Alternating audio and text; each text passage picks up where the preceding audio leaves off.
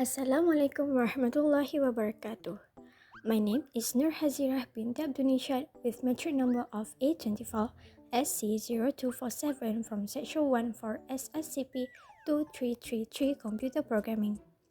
Today, I'll be sharing about simple harmonic motion (SHM) and how it is simulated using a Java GUI program.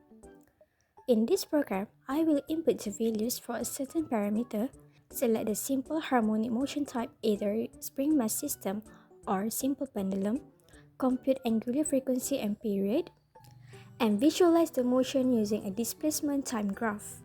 Before we go deeper, allow me to introduce what simple harmonic motion is. Simple harmonic motion is a type of periodic oscillation where an object moves back and forth around a central equilibrium point, characterized by a restoring force that is directly proportional to its displacement and always directed toward the center. A common real-life example is when a mass is attached to a spring, which oscillates back and forth when displaced. In simple harmonics, the motion is smooth and periodic. The displacement follows a sine or cosine function. Mathematically, simple harmonic motion can be described by this displacement equation, where A is the amplitude, omega is the angular frequency, and t is time. For the spring mass system, the angular frequency is given by this equation, where k is the spring constant in Newton per meter and mass in kilograms. For the simple pendulum, the angular frequency is given by this equation, where g is the gravitational acceleration and L is the length of the pendulum in meters.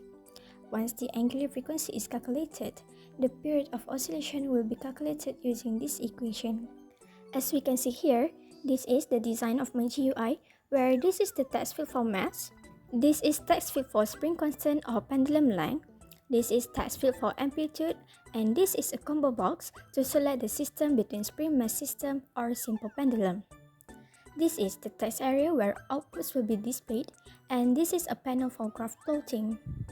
On the right, we also have a clear button which resets the input and output fields. This image here shows a spring mass system, and this is the image to visualize the simple pendulum. Now, I will explain the function of the simulate button and why the code is written in this order. When the simulate button is clicked, the first thing we do is repaint the plot panel. This clears any previously drawn graph so that a new simulation does not overlap with the previous one. This ensures the graph is refreshed before plotting new data. Next, the program reads the value entered by the user in the text fields. The mass, spring constant or pendulum length and amplitude are read as strings, so they are converted into double values using double.parseDouble. These values are essential for calculating the motion of the system.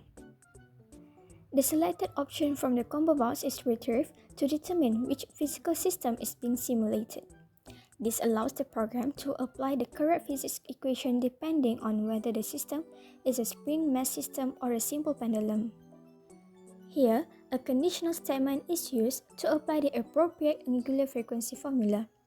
This selection makes the program flexible and physically accurate. Once angular frequency is known, the period is calculated using the standard simple harmonic motion relationship between period and angular frequency.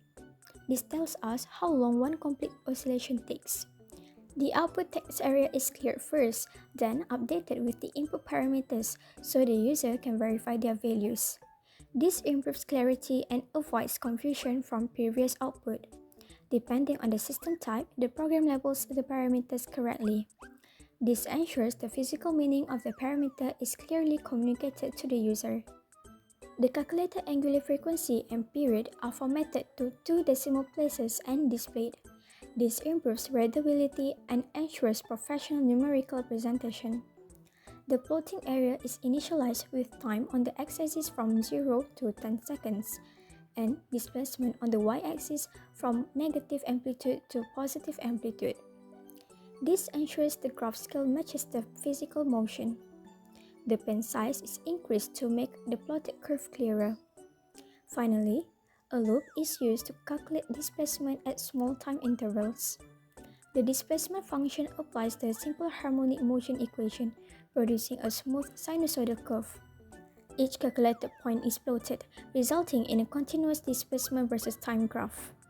If the user increases the mass, the oscillation will become slower, and it is going to take a longer period. On the other hand, if the user increases the spring constant, the oscillation becomes faster. Other than that, increasing amplitude will make the graph appear taller but the period stays the same.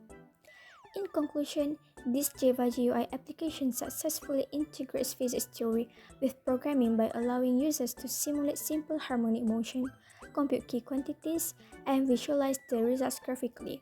That's all from me. Thank you for watching.